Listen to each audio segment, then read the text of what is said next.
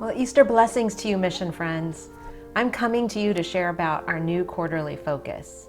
As we step into a new quarter and a new season of the church year, we move from our focus on evangelism to prayer. So much can be said about prayer, but let me start with one of my favorite quotes. This is from Teresa of Avila, who is a Spanish believer from the 16th century. And she writes, "Prayer does not consist in thinking a great deal, but of loving a great deal." Again, prayer does not consist in thinking a great deal, but of loving a great deal. Truly prayer is the love language of our faith. The verbal building blocks of prayer are simple, similar to, I would say, the three basic yet critical relational tools that we teach our children. Thank you, sorry, please.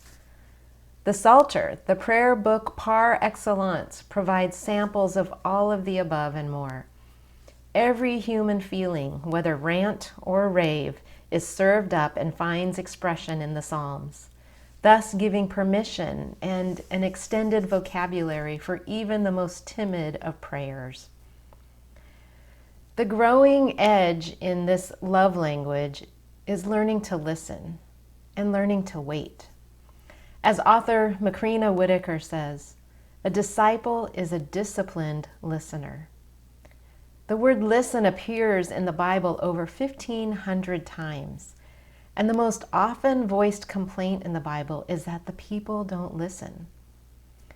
Prayer is the sacred and liminal space where conversation and rest, articulation and silence occurs with God.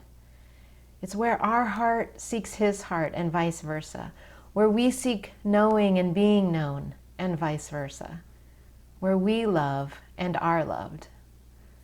The visual image I hold is that of Martha's sister Mary, sitting at the feet of Jesus listening, loving, and then being welcomed for it. Prayer is also the pleas and cries of God's people who speak and act in communal expressions of resistance against the spiritual powers and principalities of this broken world, and implore God's redemption, His justice, mercy, and healing. In that case, prayer is the work behind the work. So in 2021, we are choosing a topic each quarter to highlight, a value that we know we all share as churches on mission together. In the winter, our focus was evangelism, our call to go and make disciples.